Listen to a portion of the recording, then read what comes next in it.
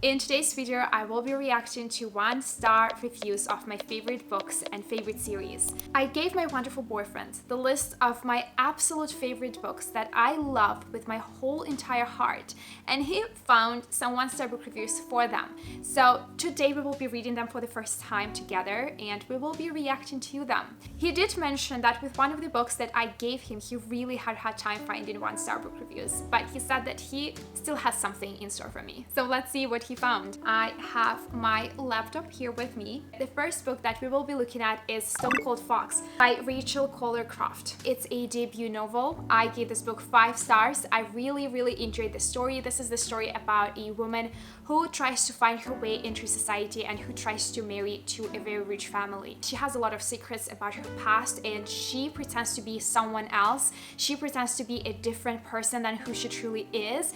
And while she is dating this rich guy, some of the enemies from her past start getting back into her life and threaten to reveal her secrets to the society that she belongs to now. I'm genuinely baffled by this book's best summer read status. It was terrible, even by fluffy beach read standards.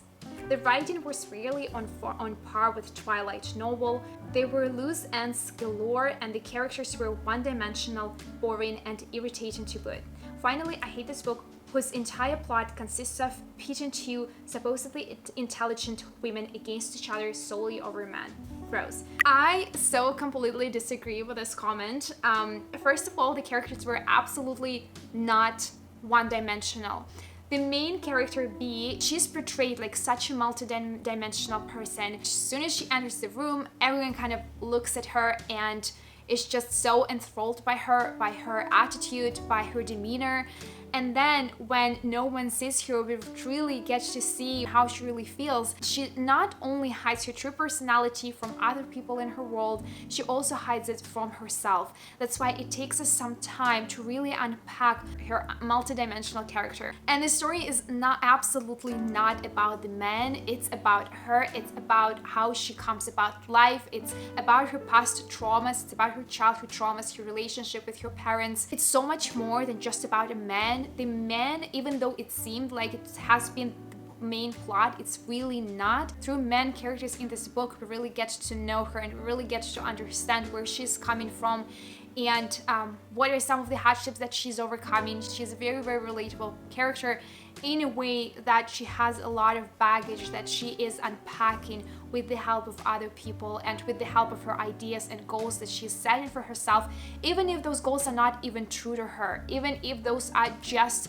the way to prove herself and to prove the world that she's worth it. This book is a total mess. Is it a parody? Is it a deep exploration of a woman's quest to finally find a place where she belongs after a life of acutely pretty serious abuse? By never choosing a lane, it just becomes a 400-page dumpster fire. And it's good. And like, it's good if you're someone who is taken as a dumpster fire, because that's how she freaking feels. This story is not about actions, it's not about, it's not a Gossip Girl type of story. It's about a girl not just trying to make her way into the society, but also make the way back to her true self. And of course it's gonna feel like dumpster fire. Of course a lot of things gonna happen. Of course it's gonna be a mess of a book, but this is the whole idea of this book. This is what this book is about. Started out with the girl everyone wants to hate, but never went anywhere from that. Same thing the entire book. Made the entire book unlikable and pointless. Well, I'm sorry, dear reader, but you probably did not really understand what this book is about. It's anything and everything, but it's not pointless. It's a story about character. It's a story about internal struggle, and it's a story about your baggage and pretty much how your screwed up childhood can shape the way you are and can shape the way you look at the world. The next book that we will be talking about is Scorched Roses by Carissa Broadbent, and this is the book that my partner really had a hard time finding bad reviews about. Someone copy-pasted Castlevania. I have no idea what Castlevania is, and that's probably for the better because I don't want to know anything that is at least somewhat similar to this piece of art. Castlevania, A Curse of Darkness. Hector, a young man who has invoked the dark powers that allow him to conjure demons, is sought by his mysterious mentor while he finds shelter with a young orphan and a nun. Is it the Castlevania that we are talking about? That must not be that. Okay, Castlevania, the Belmont Legacy. That's probably what it is. Dark forces conspire to raise Count Dracula from his unholy slumber. So, what does this have to do with Six Scorched Roses? Not the usual complex story by the author. Sorry, but the plot was stupid. I don't get all the good reviews. I've read many books by this author. This book was simply not up to par. And honestly, I can absolutely understand people not liking novellas, because they are shorter and they not always are able to present the whole complexity of the plot. But that's absolutely not the case with Six Scorched Roses. Like, it's an amazing book, like it's an amazing story, and I'm personally the one who does not like novellas, and I devoured this book. I think it's absolute perfection. It has the best of everything. It has a wonderful plot, and it has exactly the right amount of details, the right amount of events, the right amount of drama, the right amount of the love story that needs to be in a perfect romantasy. I read this in one sitting. I picked it up because I loved her other books, and this book is clearly not the same vibe as the other book. It's worlds away from the other books. I think it's hard reading from a strong woman that made some questionable decisions. I didn't feel the romance at all. I think it all felt so flat because there were almost no other characters besides the main story. She legit just ditches her sis. Don't read this book, but totally read her other series. Like, huh? It's a novella. Of course, there is no time to talk about other characters. It's 200 pages. It's a short book. And she did not ditch her sister. This whole book is about her trying to find a cure for her sister and everyone else in the village. And the love story was so complex. This whole book is a love story. This is the most romantic romantasy I have ever read in my whole entire life. It had just the perfect combination of drama, of the characters' personal struggles, of trying to fight for each other. Like, it's perfect. And it's also used as a tool to expand the world that Carissa Broadbent created in the Nyaxia series. The next book we will be talking about is Love Theoretically by Ali Hazelwood, and Love Theoretically is my most favorite book out of the 3 books in the series that she wrote. I love the characters. I love their banter, I love their personalities. I feel like they're such a perfect match for each other. And Elsie is such a relatable girl. I related to her in so many different ways, shapes, and forms. I just want to know why Ali Hazelwood is obsessed with the idea that being a woman in STEM is the most miserable possible experience. I'm not saying that there is no misogyny in STEM and or academia, but I also think that it's incredibly unhelpful to repeatedly say that if you're a woman in STEM, that you're going to be undermined, manipulated, gaslit, miserable, and broke until 6'4" man with a giant dick comes and saves you. I have scientists in my partner's family, and I heard a lot of things that are actually supporting the ideas that Ali Hazelwood portrays in her novels. It might not be true for everything. It's a work of fiction. Obviously, some things will be exaggerated. There has to be a plot. If it was precisely based on life, then it would not be so interesting and it would not be so impactful. Some things are exaggerated, and when you're reading fiction, you should expect that. My favorite character was the hedgehog, and I can blame you. The hedgehog was probably one of my favorite characters too. Ali Hazelwood books are like this Spider-Verse. Bear with me before you cancel me. The same story over and over again with similar characters, if not even the same person, and basically living the same core life as the others. Now the Spider-Verse is absolutely amazing and I will never get tired of it. These books, however, yeah, like that's why her books are so loved. She found her own niche and she feels so comfortable in it, and now she is expanding. She has written a couple other books that are a little bit of a different genre come out, I think this year and next year. But this is just what she loves. Of course, she's writing what she loves, she's writing what she's most comfortable about. And give me all of those books, give me more. I absolutely love the characters that she writes. I love how she writes the relationship between the 2 main characters. And I love how she unravels the different layers of insecurity among women when they have to pretend that they are smart, they're strong, that they can achieve all of their goals. I love how the male characters try to help them out emotionally. that's not something that you come across in real life that often, because most of the time women are more emotional than men.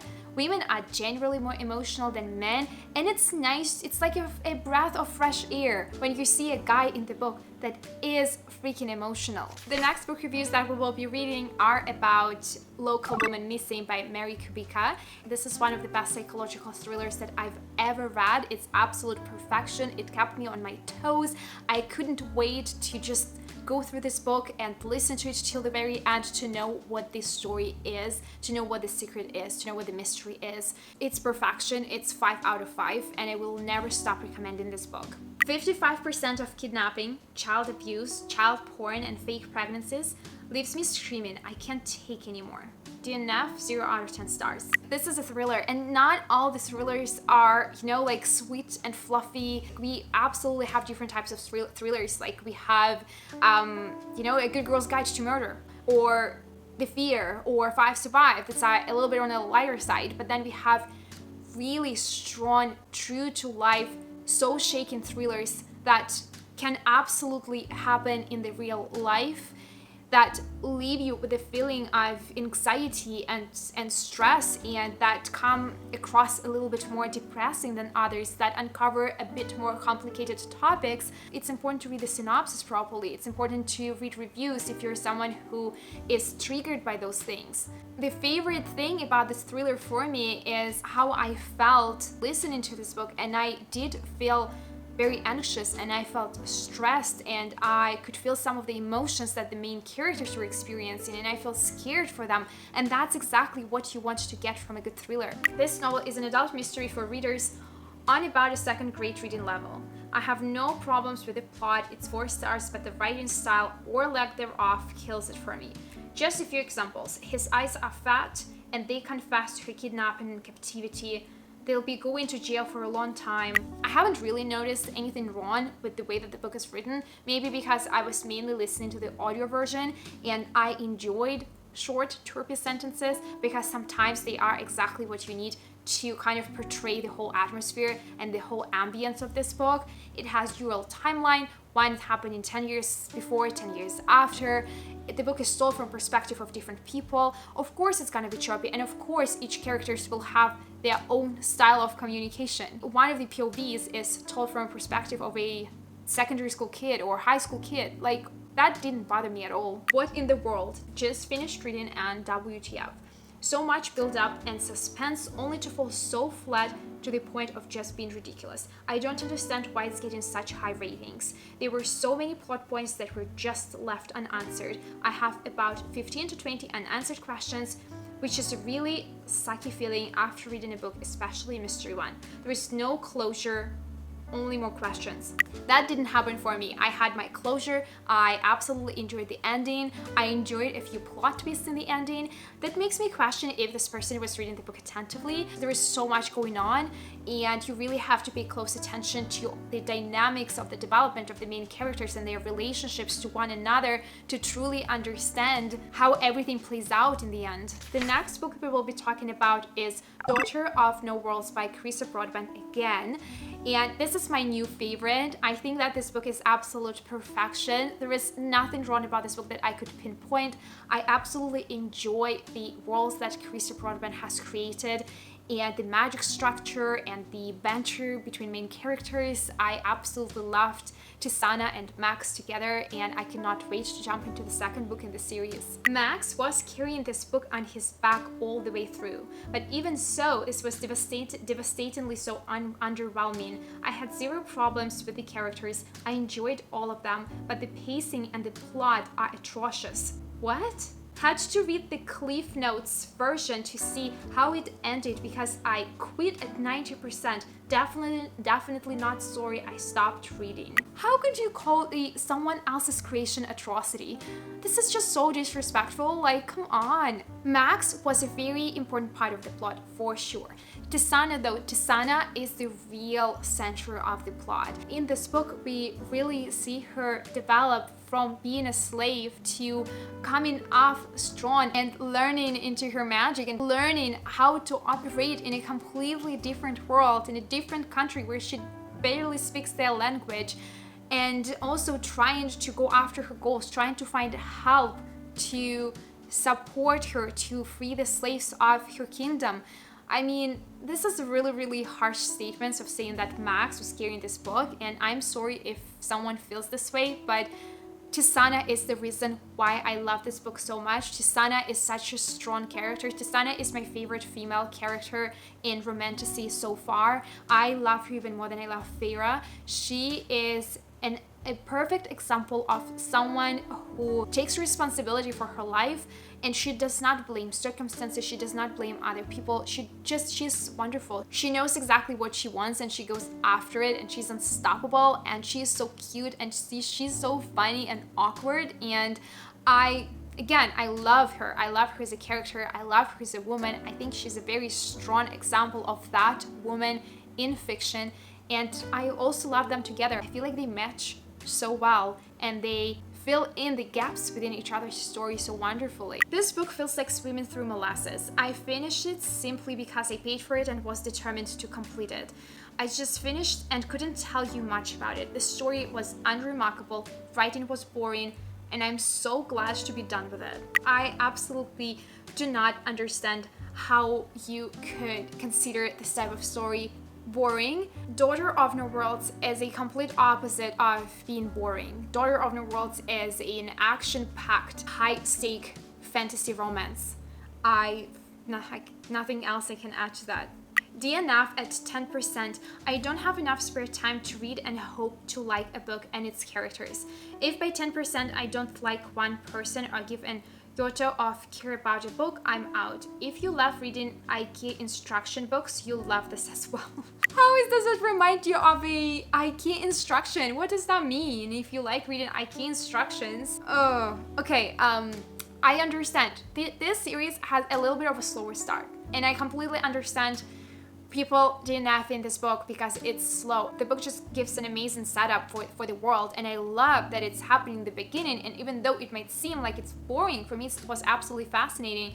It's always fun to get to learn new worlds, and I feel like this is exactly what Carissa was giving us. The next book I will be talking about is probably still one of the most popular books on the internet, and this is Fourth Wing by Rebecca Yarros, who had a gun to the head of everyone who rated this 5 stars. This is very descriptive, 1-star review, probably from a person who only rates 5-star books having a gun to their head. I was torn between rating this 1 star and leaving it at that, or writing a long, scathing review because my body is filled with dislike towards this shit show.